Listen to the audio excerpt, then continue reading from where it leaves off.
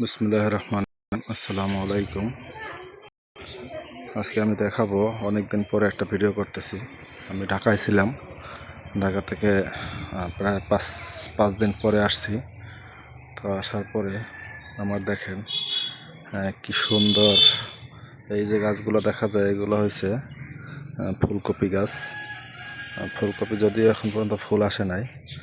আর পাশে এই যে এইগুলো পাতাকপি গাছ। আর এটা হয়েছে খিরই গাছ। তো খিরই গাছগুলো এখন আমি পানি দিছি, পানি দেওয়ার কারণে খিরই গাছগুলা মোটর দিয়ে পানি দিছি, এই জন্য খিরই গাছগুলা মাটিতে হয়েছে। তো দেখাবো যে এটা আসলে মালচিং পদ্ধতিতে করার কারণে গাছগুলা, সব গাছগুলাই মোটামুটি সতেজ আছে। আর এই রেখা ঝিঙ্গা গাছগুলা মাচায় উঠছে। মাচা ওঠার ফলে গাছগুলো খুব সতেজ আছে এবং আল্লাহর রহমতে মালচিং করার পরে কোনো পোকামাকড়ের আক্রমণ নাই এবং গাছগুলো খুব সতেজ। এবং আমার মরিচ গাছে ফুল আসছে, যদিও এখন পর্যন্ত মরিচ হয় নাই, ফুল আসছে।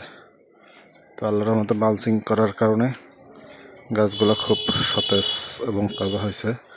আর এইদিকে যদি দেখাই যে আমার লাউ গাছে লাউ আসছে, এই একটা লাউ এবং এই একটা লাউ, যে লাউটা এখন মোটামুটি খাওয়ার উপযুক্ত হয়েছে।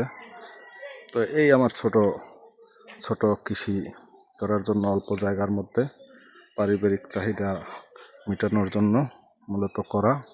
এটা যদিও বাণিজ্যিক আকারে কিছুই করে না। আর এই হচ্ছে আমার কলমি শাক। তো এখানে আসলে আমি এই বাগান করার পর আল্লাহর রহমত আমার শাকসবজি খুব কমই কিনছি, কেনা লাগে নাই বললেই চলে। যাও কিনছি টুকটাক আর কি কিনছি, যেগুলো আমি নাই করছি। যেমন কেনার মধ্যে কিনছি গাজর কিনছি, পেঁপে কিনছি, এইসব। কিন্তু এইখানে লাগানোর পরে আল্লাহর রহমতে আমি তেমন কিনি নাই, লাউ কেনা লাগে নাই এবছর আমার।